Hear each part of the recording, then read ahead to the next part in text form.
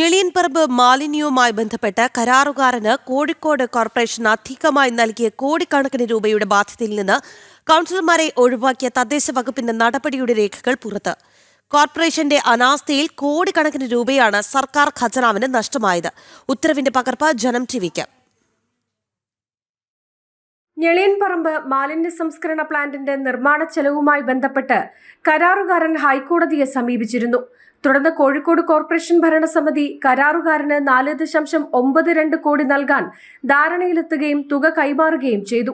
എന്നാൽ പിന്നീട് തുക നൽകാനുള്ള തീരുമാനം അംഗീകരിച്ച കൌൺസിൽ യോഗത്തിൽ പങ്കെടുത്ത 75 കൌൺസിലർമാരിൽ നിന്നും ബന്ധപ്പെട്ട ഉദ്യോഗസ്ഥരിൽ നിന്നും കരാറുകാരന് നൽകിയ തുക ഈടാക്കണമെന്ന കാര്യം ഓഡിറ്റ് റിപ്പോർട്ടിലും പുറത്തുവന്നു.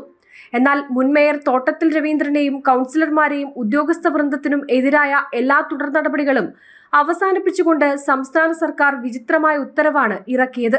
ആ വിചിത്ര ഉത്തരവിന്റെ പകർപ്പാണ് ഈ കാണുന്നത്.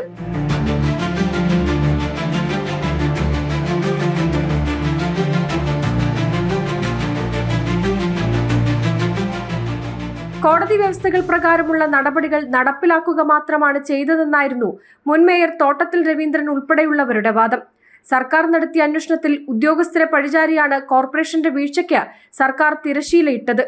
വിരമിച്ച ഉദ്യോഗസ്ഥരിൽ നിന്നും കൌൺസിലർമാരിൽ നിന്നും തുക തിരിച്ചുപിടിക്കുന്നത് പ്രായോഗികമല്ലെന്നായിരുന്നു സർക്കാർ വാദം. ജനം, കോഴിക്കോട്.